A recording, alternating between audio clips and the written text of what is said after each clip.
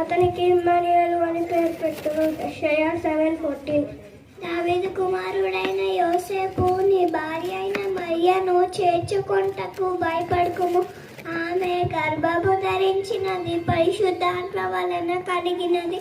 ఆమె యొక్క కుమారుని కనెను. తన ప్రజలను వారి పాపం నుండి ఆయనే రక్షించును కనుక ఆయనకు యేసు అని పేరు పెట్టెదవు.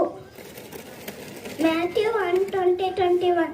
బెత్లెహేము ఎఫ్రాతా యూదా వారి కుటుంబములలో నీవు స్వల్ప గ్రామమైనను నా కొరకు ఇశ్రాయేలీయులను ఏలబోవాడు నీలో నుండి వచ్చును.